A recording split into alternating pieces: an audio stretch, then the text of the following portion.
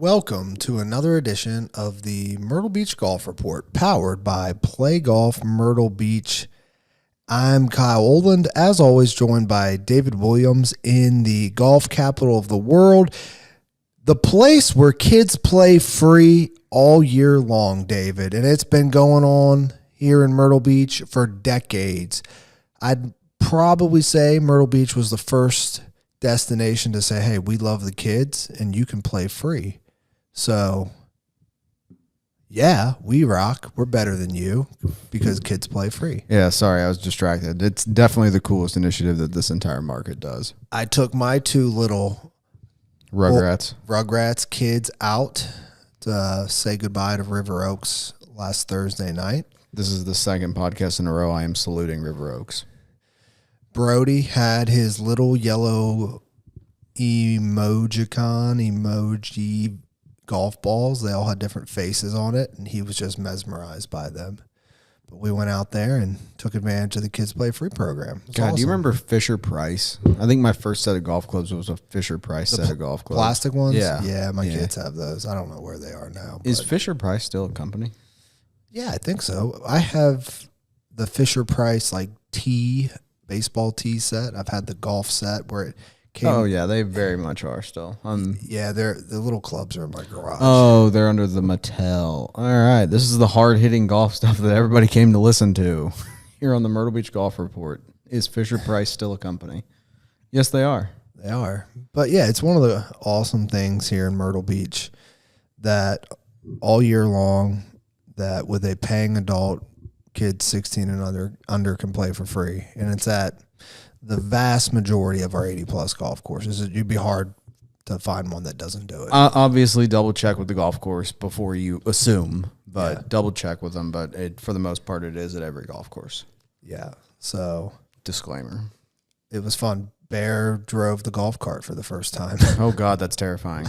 Yeah, it was because you know how they have the you did not ramps at River Oaks? You did not. Oh, no, I did not let him do that. Thank God. But he told me, he said, next time we come here, I think I know how to do it. I saw what you did. I said, there's not a chance I will let you behind the wheel. I mean, you saw from The Amazing Race, Wesley, when he went over the bridge, I don't trust him to drive over the bridge, so let alone a kid. No, the fact you have to sign a waiver before you go embark on your golf journey there says all you need to know. My 8-year-old son is not driving that golf cart. Fun fact, I think every golf course has it built in. I think if you got back in the days of the paper receipts, I think every golf course had there's like a little blurb about like a waiver, like we're not liable for if you damage the golf cart, we're not liable for your injuries that happen. Did you ever hear the story where somebody stole a golf cart from there and then started driving the golf cart? It was the beverage cart. Yeah. What was that story? Some guy stole one of the beverage carts in the middle of the night and led police on a chase down River Oaks Drive. Or is that International? International River Oaks. Whatever. Yeah. And ran it into an air conditioning unit of a nearby condo. Okay, do you think he was stealing it because he wanted the booze, or do you think he was stealing it because he wanted the golf cart? I think he wanted the golf cart because normally every golf course will unload the beverage cart each night. So there's never any product left in it. So I'd like to think it was an alcoholic. Or it might not even been an alcoholic. He might have just left Magoo's, had some wings and beer, a little too much beer, and said, I need more. Yeah, he could have just find the golf. He probably could. He might have lost a bet or something too. Yeah, do you think somebody dropped him off there, or do you think he walked there? There's no telling, man. There's no telling, honestly. It could be either or, really. I'm not sure. I'd like to think he wandered over there from a local bar and said, hey, I'm going to take a booze cruise down International. What goes through your head? It's who knows, man. Like, who knows? Maybe he was on a golf trip. Hey, this guy was definitely not on a golf trip. Maybe he lost his fantasy football league, and that was the losing bet. Which I saw today on the interwebs. There was some guy who had to take 7 cross-country flights in 2 days because he lost his fantasy football league. Friends of the program, No Laying Up, they were doing their golf alternate podcast or golf adjacent podcast, the Trap Draw. And TC was talking about one of his friends who lives in Orlando. They have a golf trip each year or for next year where they're going to Tampa. and the loser of the fantasy league has to fly from Orlando to Tampa, but he cannot go east. His plane cannot go east. He has to go all the way around the world and get back to Tampa by going all the way around the world. Do you think that, like, for these challenges that cost a lot of money, like this 7 flights, do you think they built that into the registration? They could have. We have a little like slush fund that we use for our league. It's nothing like crazy, but if it's a big enough league that's been going on for long enough, maybe. When's your draft? August 16th. Where's it going to be this year? It's in Louisville. Again. Yep. So hopefully he can make it this year. Was not able to make it last year, but hopefully we'll be able to make it this year. So I talked to Dylan yesterday. I said, hey, fire up the Office Fantasy Football League because I'm coming this year. I am making this league my main focus. I always suck in our Office league. You won it, though. You and I are like the only ones. Have I won it? I think you and I have won it. I just have bad memories then. Yeah, I think you and I have won it. I'm going to win. I already know I am. We'll do the draft the Friday or Saturday night of World Am Week at the World Am House. And Loser, which will be Hart. Hart will lose again. He should have to steal a beverage cart from somewhere. We should make that our punishment. We should do something where the loser has a penalty at the World Am the following year. Oh, like what? I don't know. I said that really sassy while I was holding my cup. Ooh, what could it be? I don't know. We'll have to figure it out. But yeah, so summertime in Myrtle Beach. It's now July, and beach is as busy as it always is over the summer months, and we've got fall golf season. Obviously, this is a year-round golf destination, and there's people playing golf nonstop all year long, but we see a huge influx of traveling golfers here in the months of late September through mid-November. It's, honestly, I say this. I think I say this on this podcast all the time, but early November, late October, love that time of year here in Myrtle Beach because of the weather. It is just gorgeous. It is a great time of year. More to come on something fun happening in that time. I think we should just break it now. You sure? Let's break it. Break it? Break the news. Break the news? Yeah, it's in November. Big news. Drum roll. Do you have a sound effect for that? I don't know. That works. I'll take it. All right, break the news. The Brian Bro Shootout is coming back this November 8th, I believe, correct? Yep. At Grand Dunes Resort Club. So we are working on ironing out a few more details before we turn the registration page live, but obviously stay tuned to us across all of our socials and get ready to sign up because last year was sick and this year is going to be even better. And you won't want to miss it. Yeah, all the spots will go for sure after, it was full last year. It'll be a fun time. We'll share more information. I imagine we'll have registration open by the end of this month. So I would think so. Yeah, so be on the lookout for that, but super excited. We'll talk more about that in detail. Yep. As it gets closer, but mark your calendars. November 8th, Bryan Brothers Shootout, hosted by Play Golf Myrtle Beach at Grand Dunes Resort Course. Great course. It'll be a great time. Just played there a few weeks ago. Fantastic. Yeah. Hey, David. Hey, Kyle. Are the robots taking over? Yeah, dude, we're so cooked. We're done. Not like maybe not what you and I do and like necessarily, maybe, but yeah, I mean, AI is a full-blown problem at this point.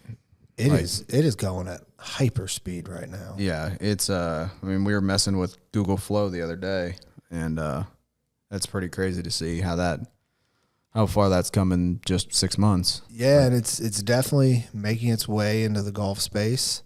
I saw a pitch deck. It's actually a really cool concept where there's a company that's developing. They also have a contract, I think, with the government, but they're using military-grade camera systems that are going to allow you, like if you're on a par 3, to scan a QR code, and it tracks your every movement, tracks your shot to see. That way, if you get a hole in one, it tracks it. Puts shot tracer on there, shows the yardage, has audio. It's wild. Oh, God. I don't know if I like that. That's a lot. Yeah. That's a lot. Yeah. Have you seen any like AI in the golf space? Dude, I was thinking about that. I put this on the rundown. I was like, because AI from a marketing standpoint, right? It's fully in our everyday lives at this point from what we do. But like, I was thinking, and we're probably, I don't think either of us are fully qualified to talk about it, but I'm curious as to like where AI goes as far as like a golf course operation standpoint goes, like from a day-to-day standpoint. Like I was thinking, and Cutting the grass, well, so robots. yeah, so like that's already here. There's a handful of places that have robots that are mowing like practice areas. Grand Dunes is one of them. They have the robots out there cutting their practice area. I'm curious to see like I wonder if there's eventually like from a maintenance standpoint. I wish Huntoon was here to talk about this too, because he would, if there's somebody that does know that it's coming, it's probably him. But I'd be interested to see if there's something as it pertains to how golf courses are maintained as far as like water and water usage goes, because right, like the way it is right now, at least the place I used to work at, and our office is on a golf course, and watching the guys come around and turn the sprinklers on with the sat phones and stuff like that. I'm curious to see if eventually, and it might not be like a full blown like countrywide, worldwide thing. It might be at only a select few golf courses. If something like they have some sort of, what's the best way to say it? It's where your sprinklers are run based on AI, based on like rainfall and a handful of other things, like, so that way you're not overwatering one point and you're not underwatering another. So like the algorithm sees, okay, short of 17 green needs more water because the stress is, it's really hot and stress is causing that area to get a little more baked out. So maybe they, turn it up there a little bit more, as opposed to like 15 tee box might not need any water for a day or two. And so AI won't run the sprinklers, but like fully automated sprinkler system to where like these guys aren't having to go around and check on that every day. Like maybe AI like sets it on not a schedule, but for lack of a better term, a schedule. Another one that I thought of, forgot I'm on a podcast. I have to talk into the microphone. Sorry for everybody listening. That was probably horrible. Like these giant resorts somewhere like, a Barefoot or like a Pinehurst, where they have multiple courses run out of one facility from a merchandising standpoint, because each of their pieces of merchandise have a specific code that's put in their system. I wonder if there's something where it's like, eventually it's going to streamline like inventory days, where they're not even going to have to do inventory, where they sit there and they count and they see how much they have in the stock room. Like eventually AI is going to automate all of that, and you run a report at the end of each month and it gives you suggestions on what to order more of and what to order less of. Like, I'm very curious. Like, that is one thing I could see. That might be $1 million idea. We might have to cut all this. Yeah, but I like both those ideas. I don't know. I feel, because like from a marketing standpoint, I feel like it's fully here, but from like a day-to-day ops standpoint, and like we're not on the day-to-day ops, obviously. Like, we're not talking like we are, but I have been on the day-to-day ops side before, both from a maintenance and a inside and outside operations standpoint. Like, I'm very curious over the next 2 years how AI is used to run a golf course, essentially. Yeah, I think obviously working in marketing and working in the creation space, like you see it. I think it's probably the first frontier where it came to be at the forefront, but you're seeing it now being implemented by businesses, and I believe every business is going to have some AI component to it to drive efficiency. It's not going to replace people, but like when you think of a golf shop, what can it do? It can make it more efficient, where you might need less people in the shop, right? Yeah. You don't need, there's already technology being utilized in market from a phone standpoint. So that way a human doesn't have to answer the phones anymore at the golf shop. They can just be there to be a host and welcome the guests in and give them the best experience possible, which I think the person is better suited for. And I think it's worth saying, because I don't think either of us are saying that we want AI to replace everybody at the golf courses, right? I don't want this to come across as that, because I do think part of like an experience of going to a new place and visiting a new property is the people working there that you meet.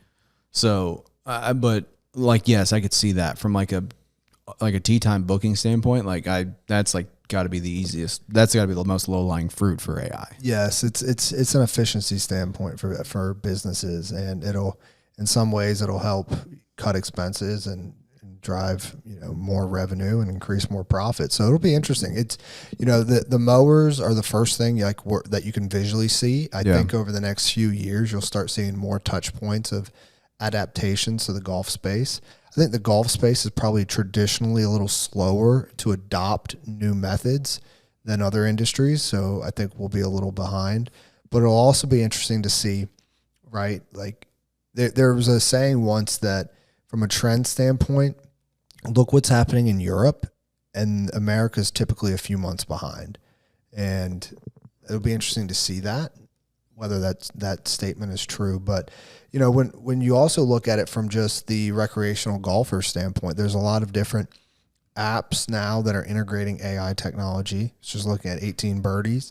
They can suggest clubs for you and then change those clubs based upon weather conditions. It's kind of interesting. Another one, which is I just jumped on the Whoop train. I have a Whoop coming in next week. Oh, nice. Yeah, I've been wanting to jump on the train for years. Finally decided.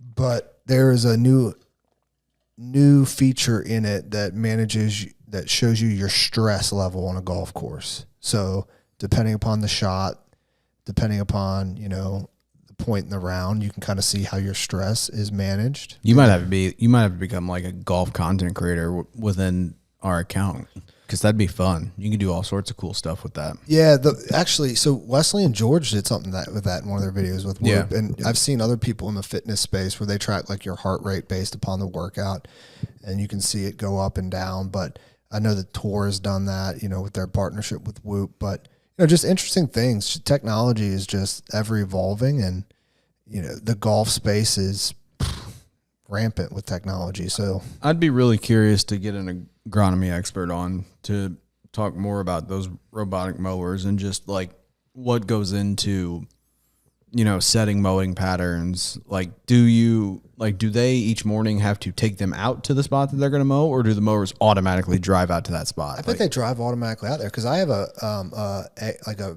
robot vacuum that vacuums. Yeah, that's what I'm saying. Like, we call it Dennis. Dennis? Yeah, his name is Dennis. Where'd you get that from? Dude, I think one of my kids named it, so it's Dennis. Dennis, I like it. I wonder if each mower has a name. That's Earl. Yeah, because like Bill. I know like it's not just Grand Dunes, but like World Tour has them, Legends has it, Paulie's has it. Like there's a lot of golf courses in this area that have those. I don't think they're ever going to replace, the fairway and tee box and greens mowers. I think that's a little more of a human craft per se, because I think each superintendent has their own way to mow and cutting lines and stuff like that. But like the practice area stuff and like around the clubhouse, like that's the craziest. I'm fascinated by it. Yeah, it'll be interesting to see. But yeah, the robots are here, they're coming, and pretty soon we will be at war. Terminator.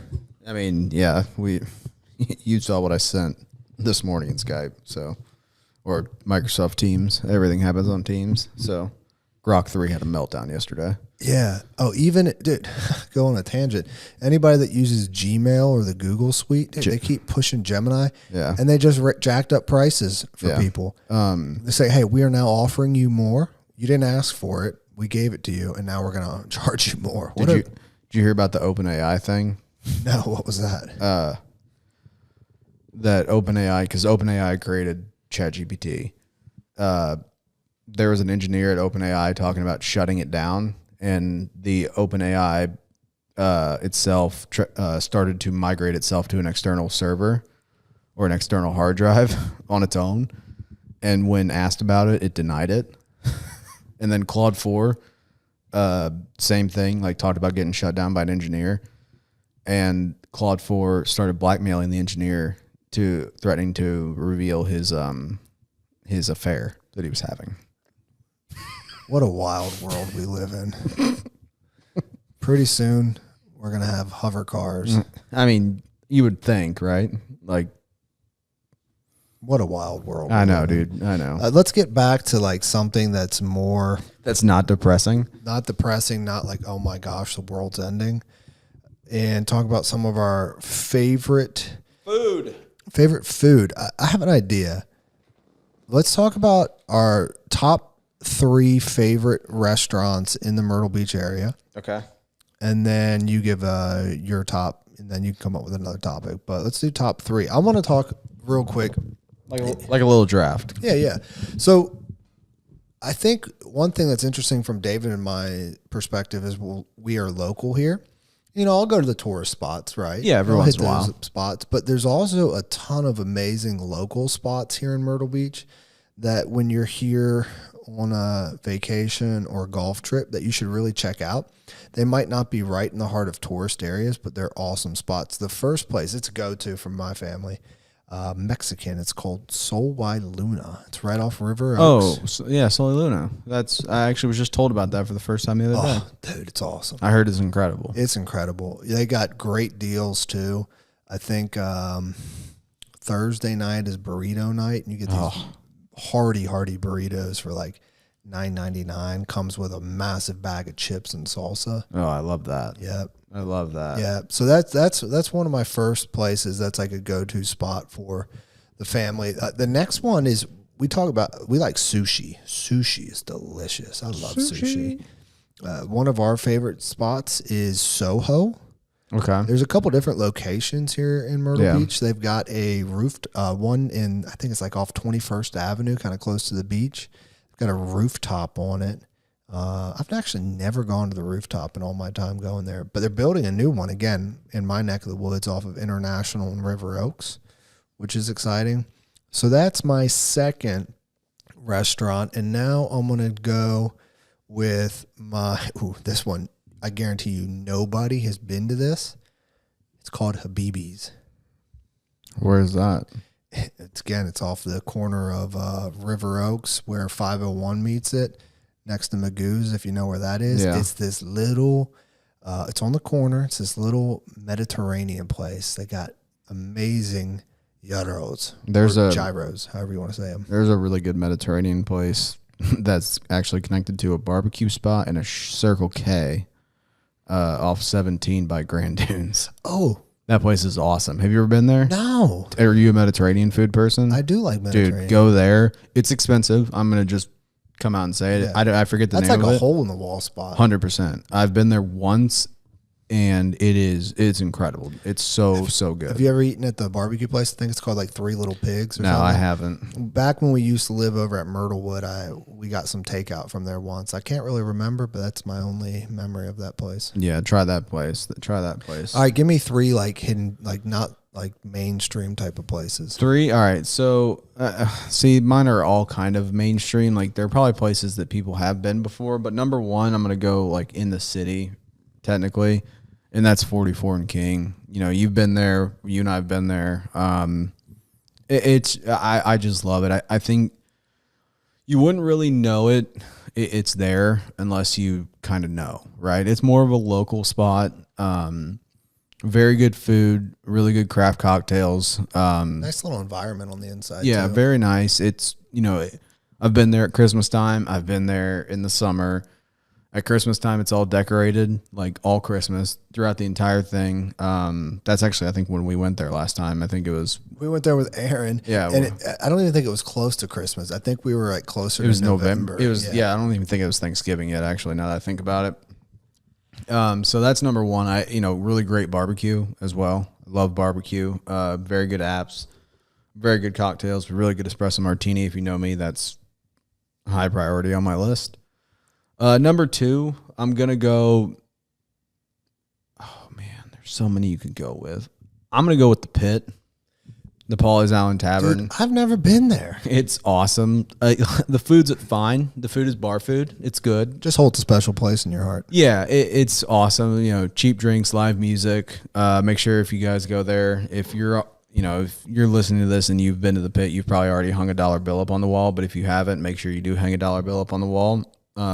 It's just a fun thing. Been going there for years. It's a definite local hangout. That's for sure. And then number 3, I think there's so many different ways we could go here. So many different ways we could go. I'm going to go. I'm gonna go right in that same area down there, and it's more of a breakfast and lunch spot. But I'm gonna go with biscuit at the hammock shops.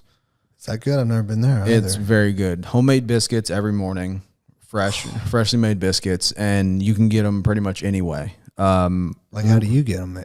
I actually didn't get a biscuit last time. I don't think. Can you get like an egg and cheese biscuit? Oh yeah, you can get they big biscuits. Oh, they're huge.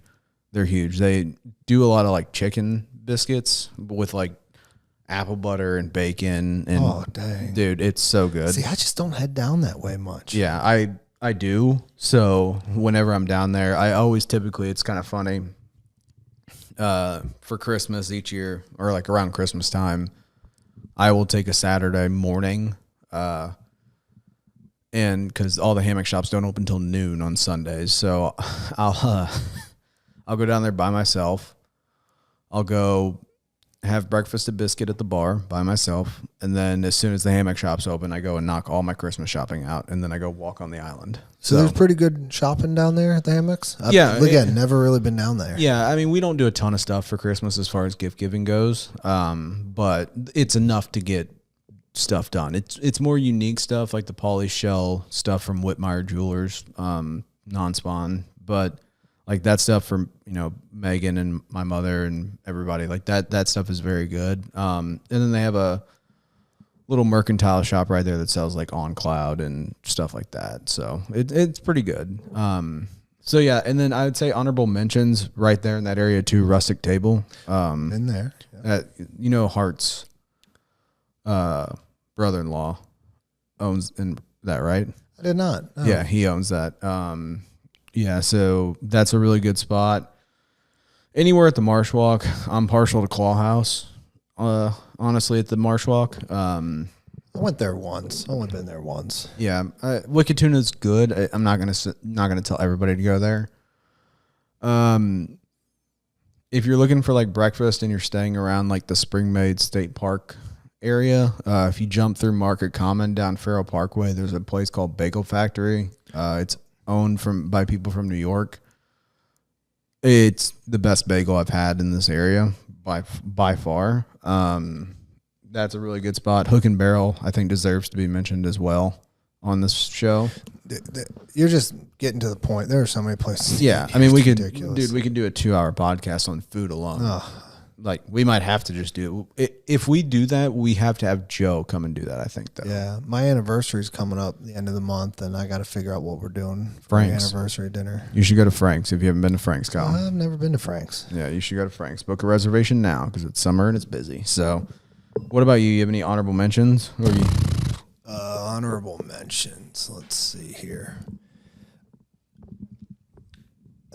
I like the Italian restaurant Crave is a good one. I've never been there. Yeah, it's good Italian. Quigley's and Polly's is good as well. Yeah, a new place. Again, we basically eat places close to us. River Oaks Pizzeria. It's good. It's a little overpriced, to be honest with you, but it's good. They've got some really good desserts over there.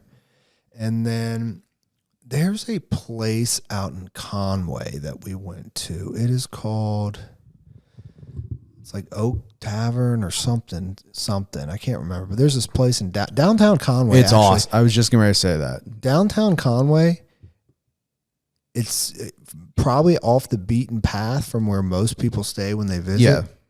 But you can find some great places to eat up there. Yeah, if you're willing to make the trek out there, maybe if you go play like Shaftesbury or something and you're taking the back way back to the beach, maybe stop there and kind of walk around. The riverfront, that's a cool area. Yeah, they got some cool little like dive coastal-y bars over there. It's a cool spot. Yeah. So, yeah. We could do this for hours. Good eating here in Myrtle Beach. But, this week, David, big week in the game of golf. Yep. Huge week. The Open Championship, David. What's on your mind? I don't know. I think the question is Scotty going to win? I think that's the question every time he tees it up. I don't think he's going to win. Like, this is going to look horrible next week this week if you're listening to it, but it's going to look bad if he does win. But I think the biggest question is I think we're going to find out who's a mutter and who isn't a mutter. Royal Portrush seems awesome. I've never been there, but from everything I've seen on it, it looks awesome. I'm not sure of weather. If the weather's bad, I think it's a free crack giveaway. I think anybody can win. I think my pick, Kyle, for the week is going to be Tommy Fleetwood. I think it's time. It's past time at this point. But I truly think it's time for him to knock one of these down. It's time. We've been overdue for a Tommy Fleetwood win, and it would be very, very funny if his first ever PGA Tour, I'm using air quotes there for those listening on just audio only, it would be very funny if his first PGA Tour win would be the Open Championship. I think it's going to be awesome. It's a great way to end major season. I wish major season didn't end the third week of July. I wish we had the PGA in August still, but yeah, you can wake up in the morning and watch golf. Yeah, that's going to be awesome. It's going to be awesome. I've got a wild take on who's going to win and why. Wesley Bryan. No, he's not even playing in it. David, come on. Dustin Johnson. Oh, boy. Here's why. Dude, I've been having some wild dreams lately. I usually don't remember my dream. You've been dreaming about DJ? I had a dream about Dustin the other night. It might have been last night or the night before, but this was the basis of the dream. Dustin Johnson was my neighbor, and I look outside my backyard, and Dustin's out there playing lacrosse. My neighbor does have a lacrosse goal, and he was... so DJ lived here. I don't know where I was, but he was my neighbor, and he was out there hitting lacrosse or taking lacrosse shots. And I was just like, what the heck is Dustin doing out there? And it was like he was my buddy. And then he came into my living room, and he sat down, and he just sat there. And then the dream ended.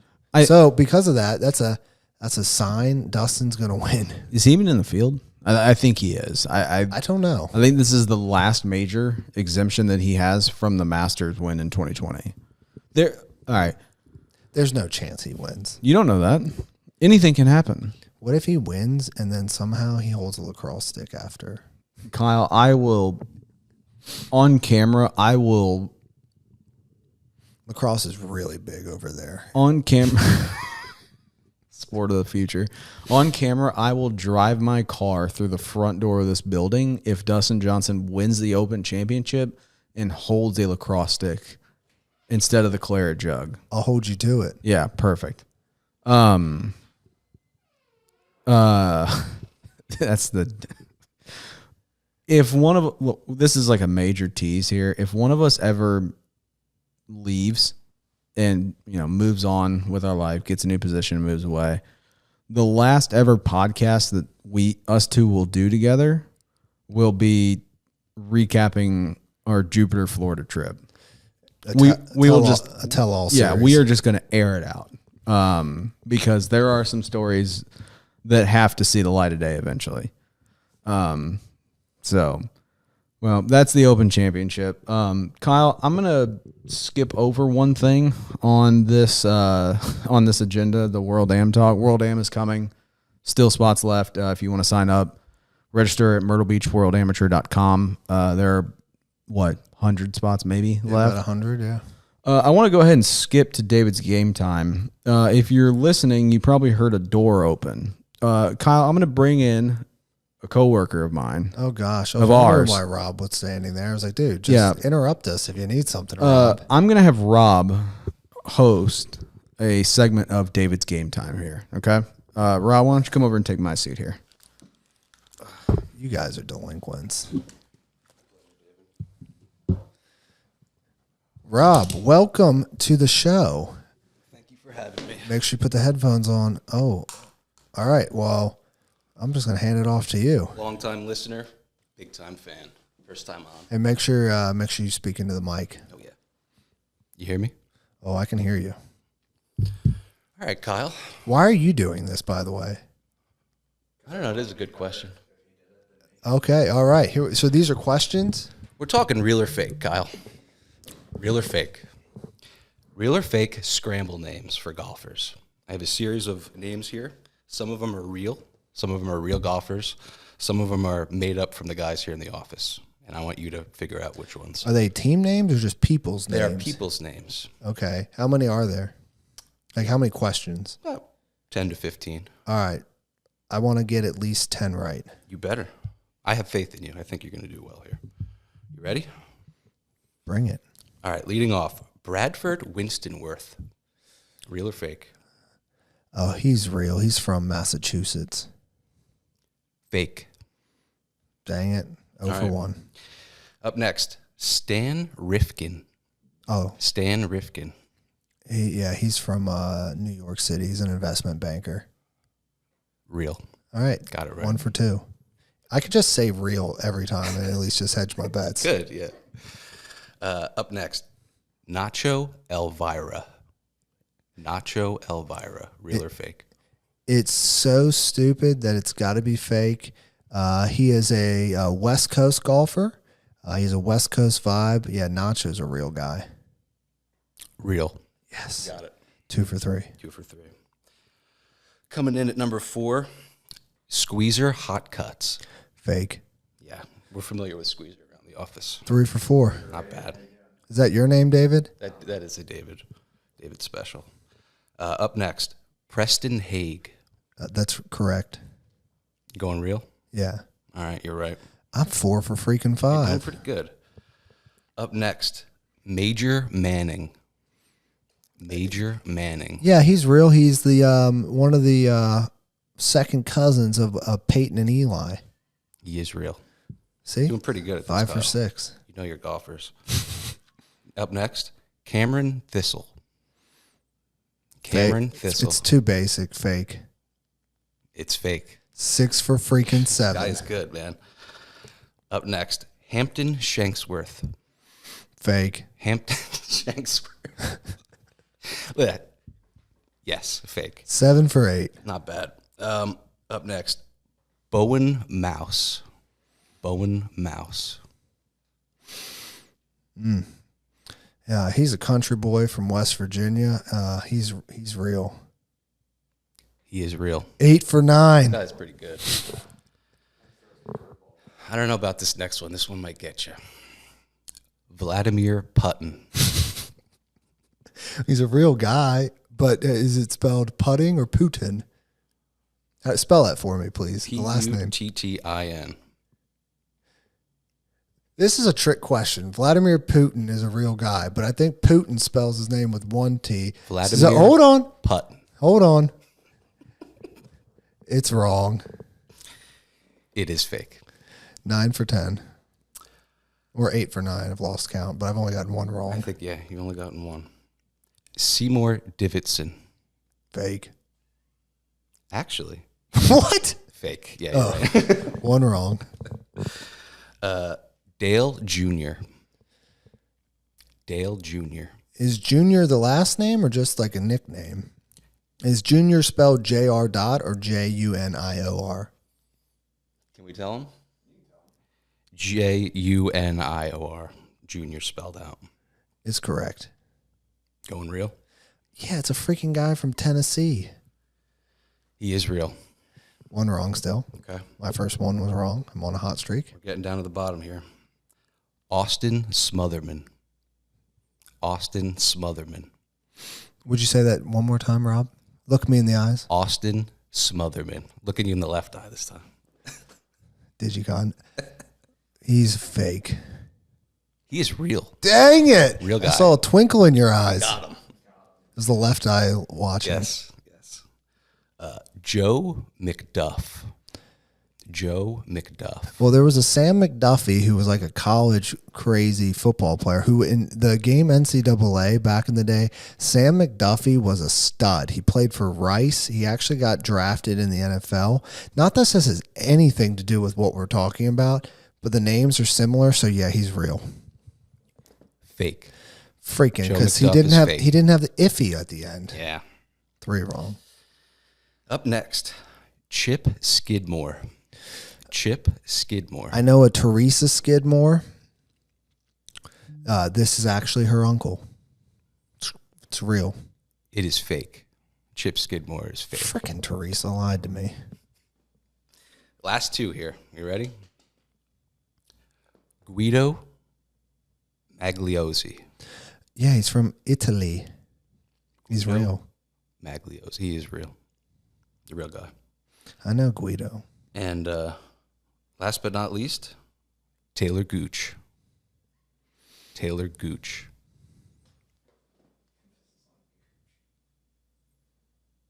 Would you spell that last name? Sure, it's Gooch. Could you sound it out phonetically for me? Gooch. One more time. Sure. Gooch. He's real. He is real. Nicely done. I think you missed 3 or 4 of them. Nicely done, Kyle. So, Rob, there's only one thing left to do. I'm smarter than you. Okay. See ya.